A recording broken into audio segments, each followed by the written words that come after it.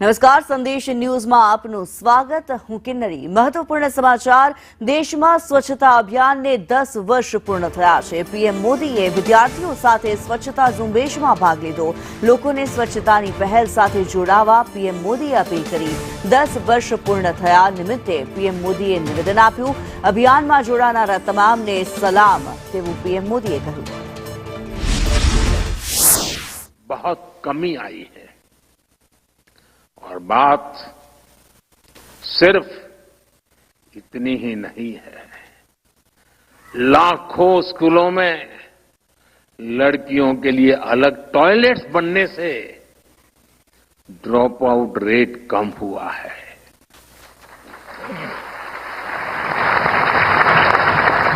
UNICEF की एक और स्टडी है. इसके मुताबिक साफ सफाई के कारण गांव के परिवार के हर साल औसतन 50,000 रुपये बच रहे हैं. पहले आए दिन होने वाली बीमारियों के कारण ये पैसे इलाज पर खर्च होते थे या तो काम धंधा न करने के कारण आय खत्म हो जाती थी, बीमारी में जा नहीं पाते थे. साथियों, स्वच्छता पर बल देने से बच्चों का जीवन कैसे बचता है, मैं इसका एक और उदाहरण देता हूं. कुछ साल पहले तक मीडिया में लगातार ये ब्रेकिंग न्यूज चलती थी कि गोरखपुर में दिमागी बुखार से, उस पूरे इलाके में दिमागी बुखार से सैकड़ों बच्चों की मौत, ये खबरें हुआ करती थी. लेकिन अब गंदगी जाने से, स्वच्छता आने से ये खबरें भी चली गई. गंद के साथ क्या क्या जाता है ये देखिए.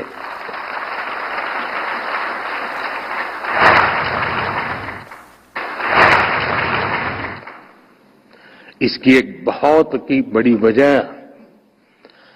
स्वच्छ भारत मिशन से आई जन जागृति, ये साफ सफाई है. साथियों, स्वच्छता की प्रतिष्ठा बढ़ने से देश में एक बहुत बड़ा मनोवैज्ञानिक परिवर्तन भी हुआ है. आज मैं इसकी चर्चा भी आवश्यक समझता हूं. पहले साफ सफाई के काम से जुड़े लोगों को किस नजर से देखा जाता था, हम सब जानते हैं. एक बहुत बड़ा वर्ग था जो गंदगी करना अपना अधिकार मानता था और कोई आकर के स्वच्छता करे जो उसकी जिम्मेवारी मान करके अपने आप को बड़े अहंकार में जीते थे. उनके सम्मान को भी चोट पहुंचाते थे. लेकिन जब हम सब स्वच्छता करने लग गए तो उसको भी लगने लगा कि मैं जो करता हूं वो भी बड़ा काम करता हूं और ये भी अब मेरे साथ जुड़ रहे हैं. बहुत बड़ा मनोवैज्ञानिक परिवर्तन.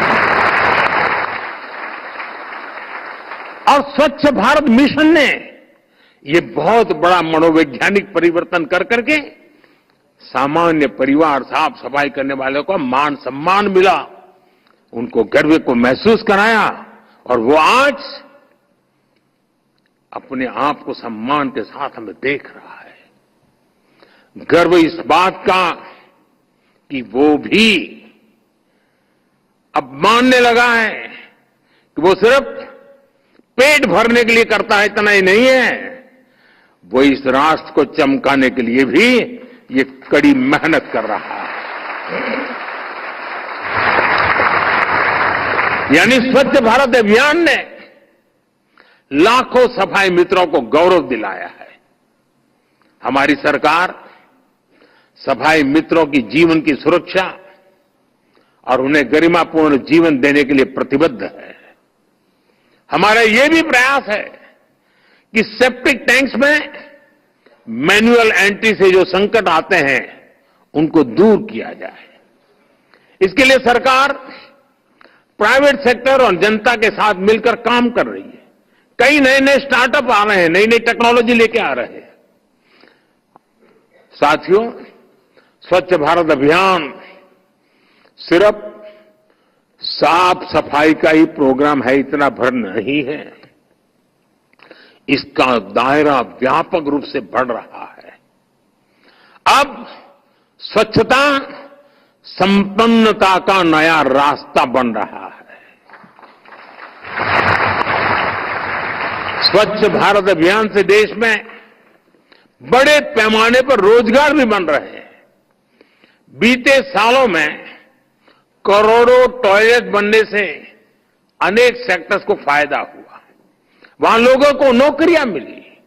गांवों में राजमिस्त्री, प्लंबर, लेबर ऐसे अनेक साथियों को नए अवसर मिले। यूनिसेफ का अनुमान है कि करीब करीब 1.25 करोड़ लोगों को इस मिशन की वजह से कुछ न कुछ आर्थिक लाभ हुआ, कुछ न कुछ काम मिला है। विशेष रूप से महिला राजमिस्त्रियों की एक नई पीढ़ी इस अभियान की देन है। पहले महिला राजमिस्त्री कभी नाम नहीं सुना था। इन दिनों महिला राजमिस्त्री आपको काम करती नजर आ रही है। अब क्लीन टैक्स से और बेहतर नौकरियां, बेहतर अवसर हमारे नौजवानों को मिलने लगे हैं। आज क्लीन टैक्स से जुड़े करीब 5,000 स्टार्टअप्स रजिस्टर्ड हैं। वेस्ट टू वेल्थ में हो, वेस्ट के कलेक्शन और ट्रांसपोर्टेशन में हो, पानी के रीयूज और रिसाइकलिंग में हो, ऐसे अनेक अवसर वाटर एंड सैनिटेशन के सेक्टर में बन रहे हैं। एक अनुमान है कि इस दशक के अंत तक इस सेक्टर में 65 लाख नई जॉब्स बनेगी और इसमें निश्चित तौर पर स्वच्छ भारत मिशन की बहुत बड़ी भूमिका होगी। साथियों, स्वच्छ भारत मिशन ने सर्कुलर इकोनॉमी को भी नई गति दी है। घर से निकले कचरे आज कंपोस्ट, बायोगैस, बिजली और रोड पर बिछाने के लिए चारकोल जैसा सामान बना रहे हैं। आज गोवर्धन योजना गांव और शहरों में बड़ा परिवर्तन ला रही है। इस योजना के तहत गांवों में सैकड़ों